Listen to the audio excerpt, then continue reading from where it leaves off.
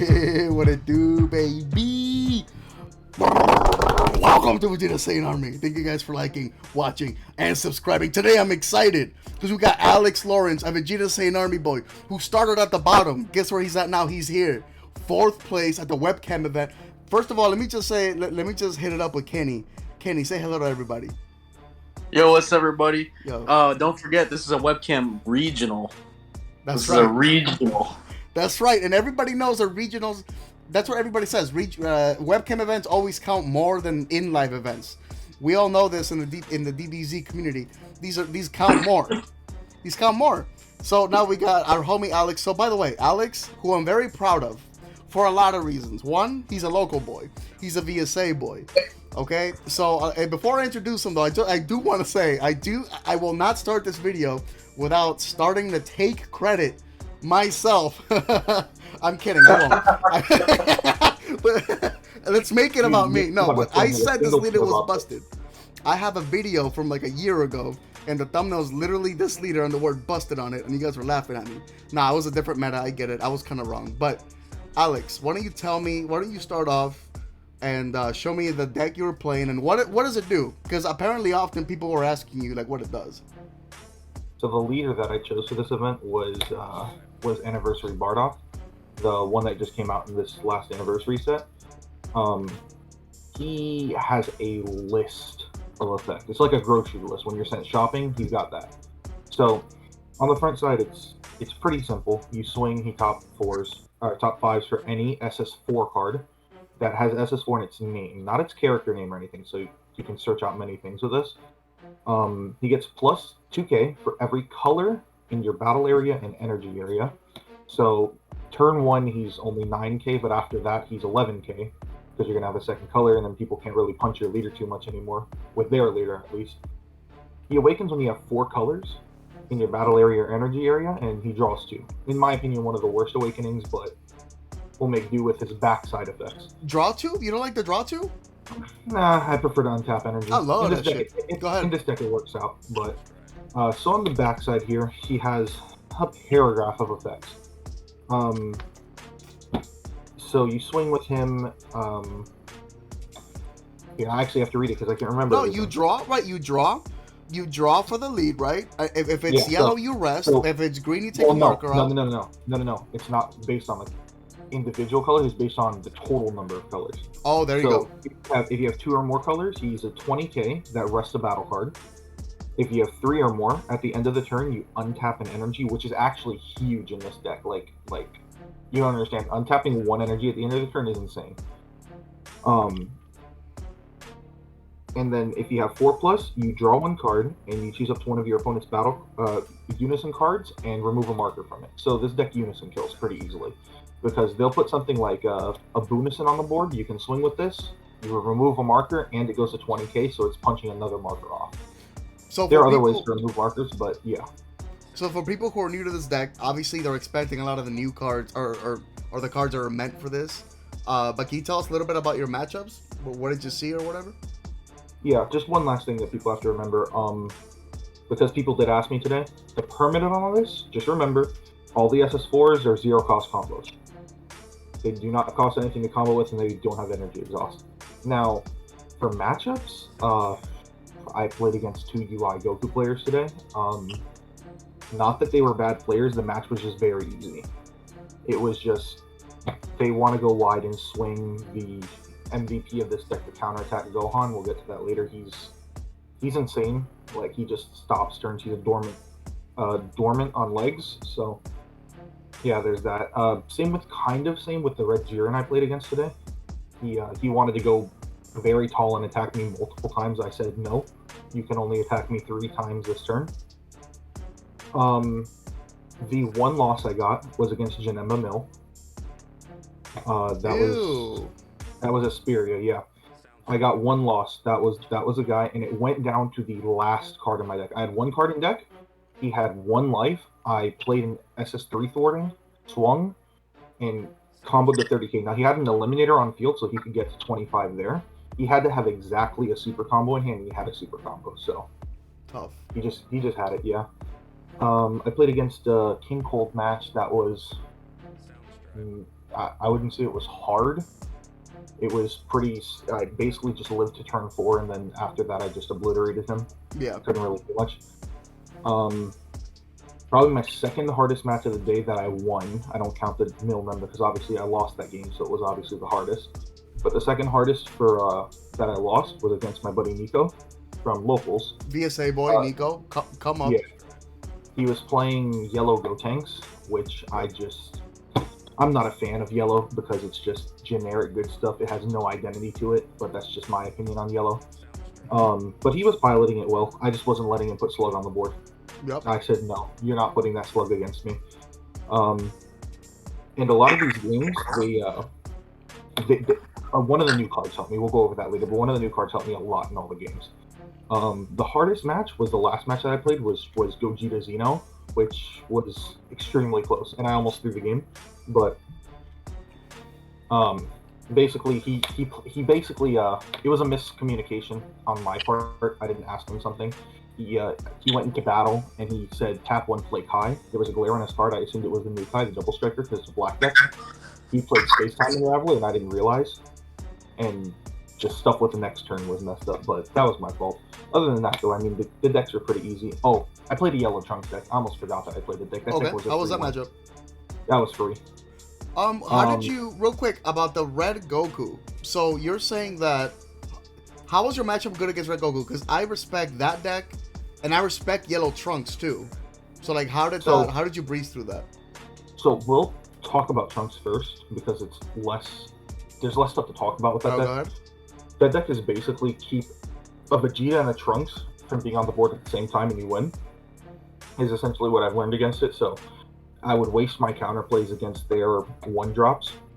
I would swing into their 1-drops whenever I could. I just denied him of 1-drops and he couldn't do anything. Okay. Like, we got to turn 4 and I just took all his resources away. All right. Couldn't do anything. As for UI, so a lot of the stuff for UI, it's more mid-range. I've noticed that should be more mid-range and then explode later, kind of like this deck.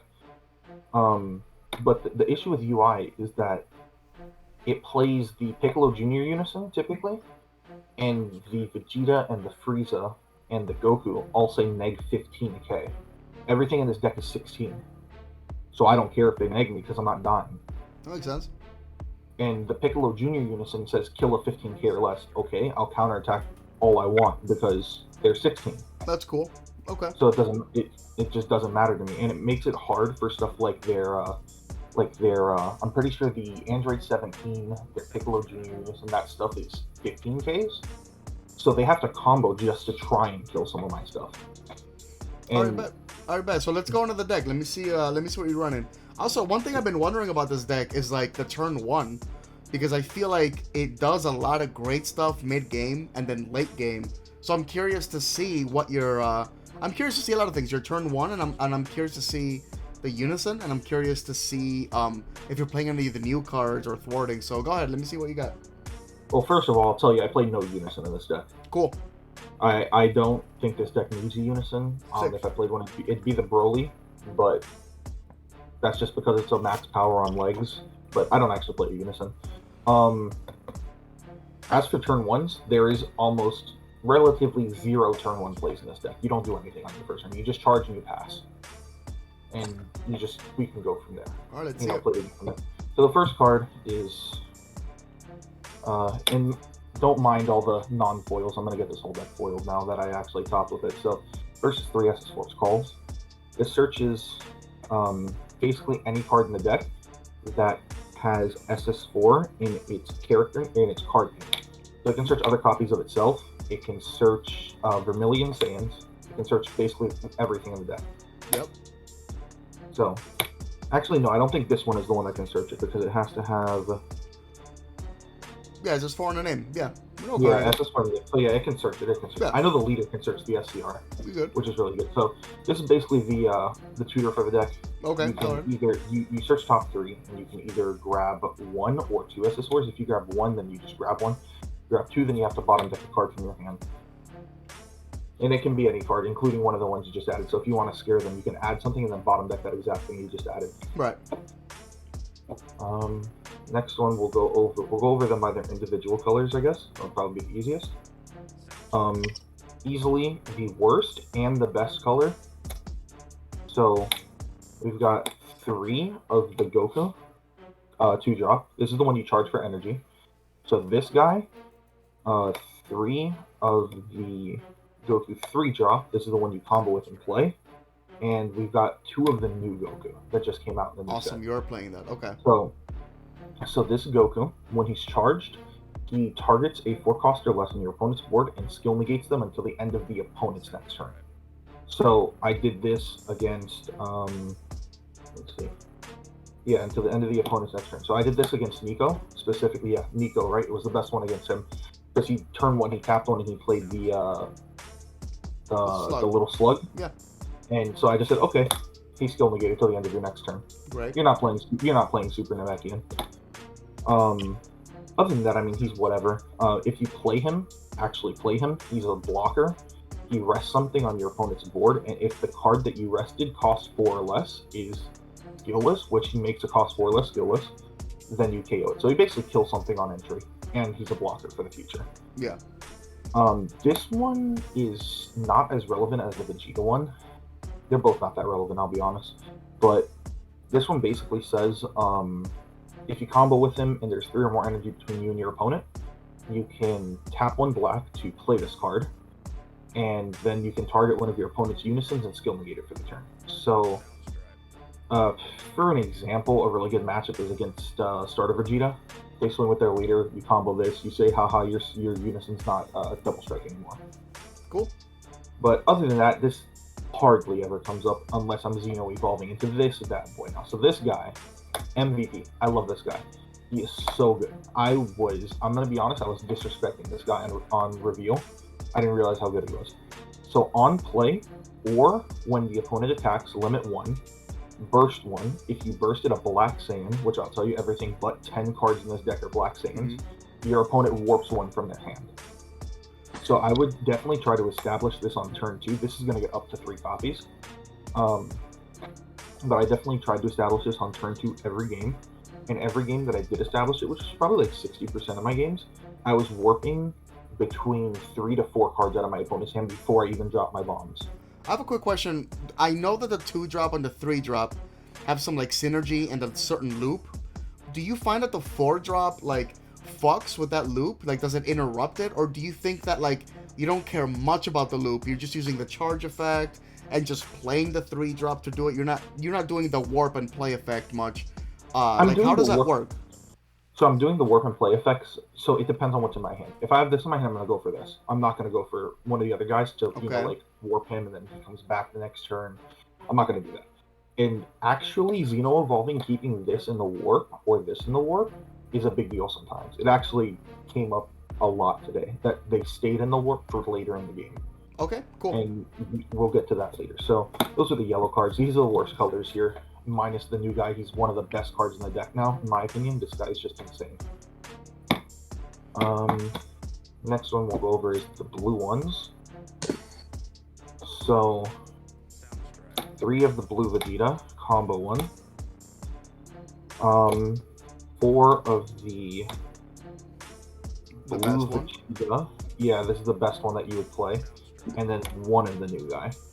So this one you combo him, same stipulations as the yellow one, but this one, when he is played, you target a 3-cost or less on your opponent's board and you bounce it to their hand.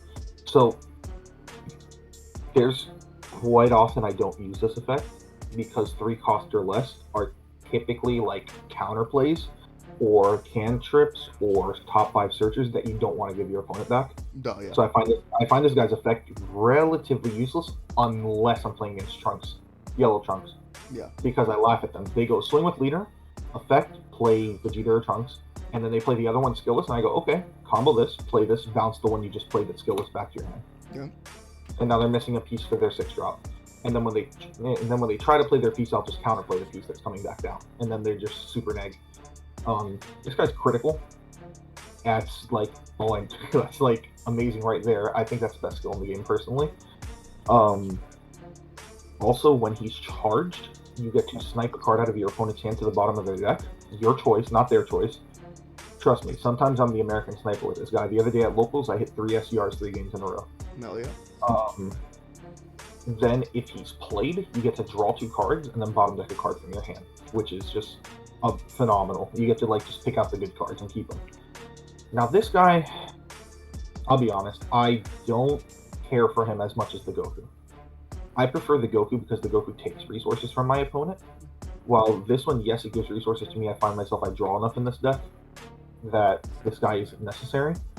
He's here for another blue energy to charge. Yes, the draw is neat, but not necessary. In fact, I don't think I would want him and the other one on the field at the same time because I'm not trying to burst my big guys. I'll be honest. If I burst my big guys, I'm going to cry. I bursted Nessa 3 thwarting earlier today, and I didn't like that. I was like, man, I'd prefer that in my hand. But, yeah, so that's it for the blue guys. And then to go with them, 3 Sensu Beans. Okay. Obviously, Sensu Bean is Sensu Bean. It's good for certain decks that like to go wide with 15Ks. AOD is a good example of that. There's plenty of other ones that run around that want to go to 15K. So, I mean, Sensu Bean in it provides very aggressive plays. Like, I'll go over one of my craziest plays that I did today later. But, yeah. So that's the blue stuff. Then we have, put this back, the red stuff. In fact, the second best color. Well, okay, so this is the counterplay. He is the second best of the 2 drops, like the ones that play themselves, and this is the best one to charge in my opinion. So this one basically it's counterplay. If you have 2 or more black multicolors in your energy, you can reduce them by 1 specified black. So he essentially becomes a 1 drop for 1 red, and you rip a life when you activate him with only 1 energy. So he self-awakens as well, which is a really good thing in this deck. So this guy, he's a Denial of Hope on legs for 1 energy. Huge. I counterplayed people's riposte today, where they were just sad that I counterplayed it. You know, it wasn't hitting board. I was counterplaying people's who was I playing against? I was counterplaying a bunch of his stuff. It was the Milnemba player. I didn't win that game, but I counterplayed like 4 of his things. Okay. Like it was crazy. This guy's really good because when you charge him, you can minus 2k to a battle card or unison on your opponent's board for the turn, up to the number of colors in your energy times 2000. So basically, if you have 3, it's 6k, 4 is 8k, 5 it's 10k. This guy is amazing, especially during the combo step with one of the guys in the future that we'll go over. This guy's awesome. I mean, his on-board effect is meh, whatever. It's an activate battle once per turn. I can minus 5k to something. I never resolve that because he's a 3 cost. Otherwise, I might actually play him. But, yeah. Now, the MVP and the reason why I chose to play this deck today.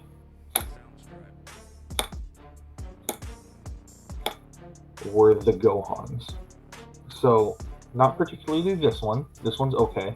It rips a marker off a unison that has 3 or more markers. So normally people play around this deck because I do know this guy does rip unisons.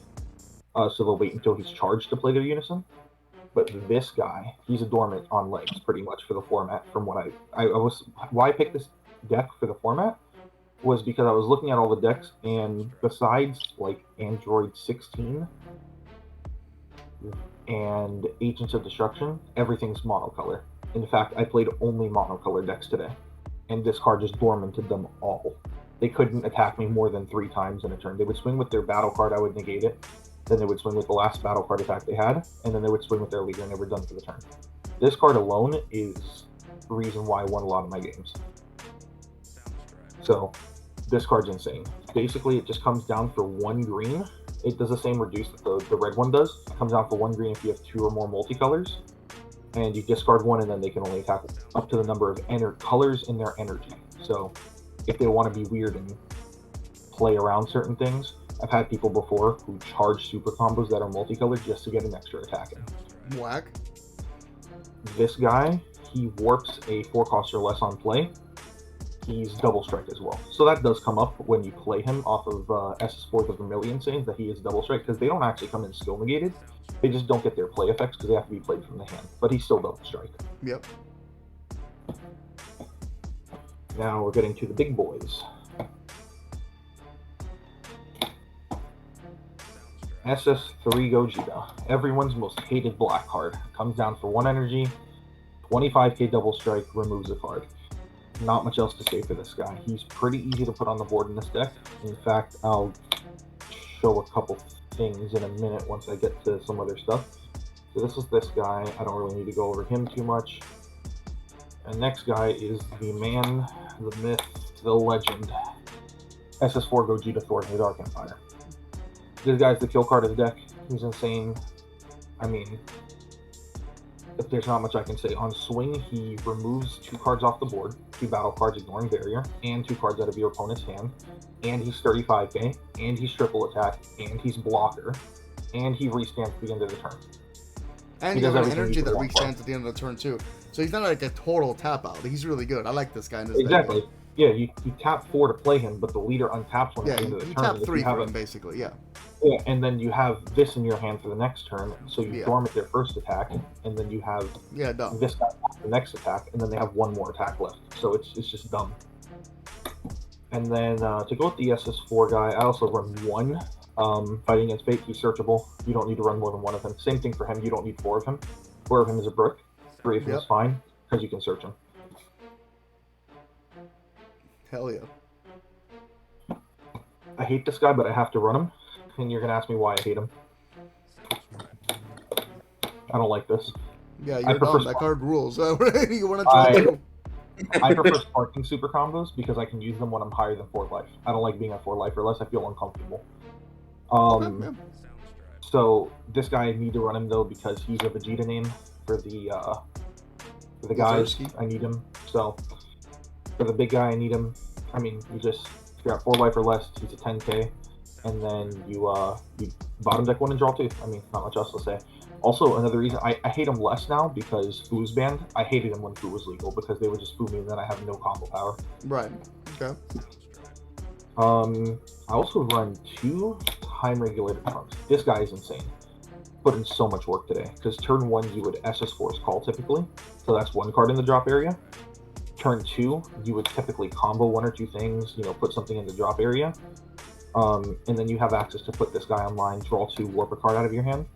So you were asking earlier if these guys interrupt anything. They don't. So I can Xeno Evolve to put this guy, to put the other Goku in my warp, or put the Vegeta in my warp. I will then, if I have the respective other one, I will Overwhelm to put the other one in my warp. Or I will just play this, draw 2, and warp the other one that I need, so that on turn 2, I can tap 1 to play him. Yeah, thwarting. Yeah, that's cool. It just facilitates thwarting so well that it's amazing. Like, the card's dumb in my opinion in this deck right now, and the fact that he's Overwhelm 3 is insane. Yep. He just comes out so free. Best combo in the deck, better than the Of course. Vegeta. Can't change my mind. Yeah. Of course. This guy's essentially a 15k combo because you. Where is he? Why You 3 pick though? this- I don't want to see more than 3. Okay. I see him enough that, and I don't want to brick in the card. The deck's already at 53. Oh. So, and for my new guys, I need to burst Black Sands. So if I Okay. burst him, I cry. He's really good with this because essentially, if your opponent swings and let's say they go to 25k, right? 25k double strike. You just combo this. You go to 20k. You pick this up and you put it back down in rest mode, specifically rest mode. You don't charge this. Mm-hmm. But because it's coming out of your hand into your energy area, you then target their card and give it minus 2k for every color. Typically, you're minus in 10k, so this is essentially a 15k combo for free. Nice. Hell yeah. Yeah, the card's dumb. And then obviously the only correct SCR for the deck, SS4 the Vermilion Sands. If you're not playing this SCR, you're playing the wrong SCR. This SCR's card's nuts, dumb. Yeah, this card's dumb in this deck. The fact that you can tap 1 and play 4 bodies is insane. I've won a few of my games today because I would play this aggressively against my opponent. Most of them only remember this card is a counterattack. They don't remember it has an activate name. Yeah. Now, like, one of my games was this. So let me just show you the most insane game that this card brought out. So I had 2 of these on the board, I believe. And I believe I had 2 of these. And I had 1 of this.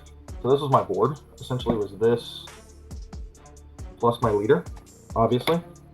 And imagine that I have 4 energy here. We'll just go 1, 2, 3, 4. People don't understand, your turn 4, you can explode in this deck. And people don't expect it to be as much, so my board was like this because I was counterplaying and counterattacking him the previous turns. Yeah. So my turn 4, I had a few cards in hand, but the only ones that matter I'll show you. So I tapped 1, doesn't matter what you tap, I activated Vermilion Sands. Yeah. To test the water, pretty much, to see if he had a counterplay, because this was actually against Nico, if I'm not mistaken. It was either Nico or someone else. Okay. But I was testing the waters for a counterplay. They didn't have a response, so I ended up playing... I only had 3 because I had ran out of these. But I ended up playing this guy, which comes in as Double Strike. This guy who comes in as Critical. And this guy who comes in as Blocker. So now I have all these attacks. I swung with the Critical first because I tend to swing with it first. I activated Old Faithful, the... What is it? Sorry, let me get the ball out the way. You're okay, I just muted Kenny. Go ahead. And then I activated Sensu Beam from my hand. Yeah. To restand my energy. Once it was restood, you know, this, I pumped this one, I believe. I didn't pump this one. But now that I had 4, I tapped 4. Yeah. And I played the thwarting because it was safe to play it because I played Vermilion. If they were going to counterplay, they were going to counterplay Vermilion. Why would you let 4 bodies at the board without countering it? But so then I played thwarting. I swung, ripped some cards out of the hand. Then I had all these attacks left over. So basically, after I attacked, he was down to like 2 life, and I still had 2 swings on this guy because I swing with him last. Typically, I let them waste their cards on these guys first. And then it came down to like I had 2 attacks on him, and I had this in my hand still. So it's just the fact that you have so much that you can do here. Yeah. It explodes on turn 4, and then. Alright, bet. And this wasn't an event with a sideboard, right? So that was it? Yeah, this was no sideboard event.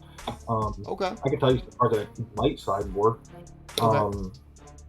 Because I do need to think about that if I play this at first, I'm not sure. Definitely Petrification I would sideboard. Oh, yeah. At 2 or 3.